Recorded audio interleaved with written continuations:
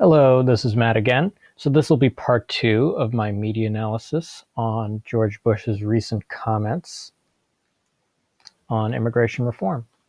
So we've looked at the right and left leaning. Now we're going to look at the similarity here.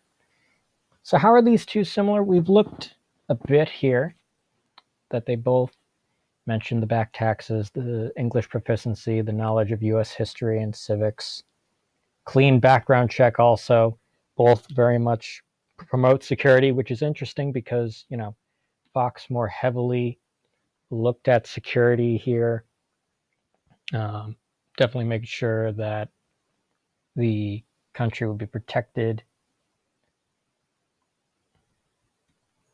Similarity in question, it's very important that these people are allowed to be let in, but that it's done in the best way possible, the most controlled and, safe, legitimate way possible. That's what ultimately both sides are really striving for here.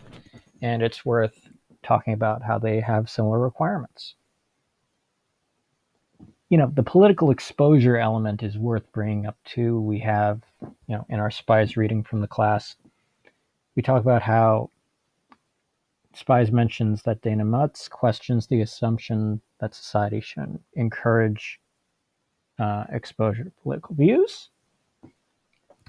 There are, you know, there is a requirement here in the philosophy of these writers that political exposure to many different points of view on topics is worth bringing up and best for student education.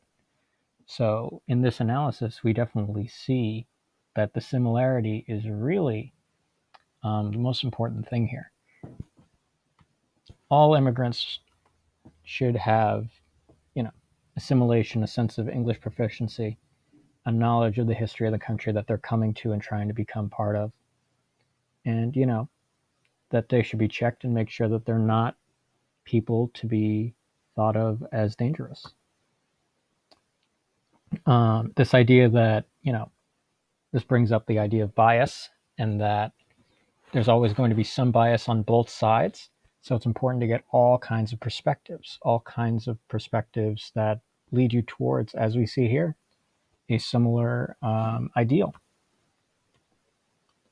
And this synthesis, bias exists across all platforms. Media is biased. Consumption should always be done with bias in mind.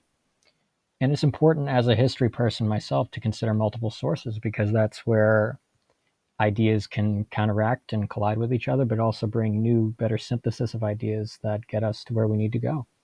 Bolger and Davison talk about how middle school, high school, and college students felt confident in their evaluation skills, were more likely to select false websites than accurate ones. And we need to make sure that students are given the platform to look at all possible legitimate sources when doing their research and engaging with the modern world of media. And here are just some works cited here, examples of my, places I pulled from.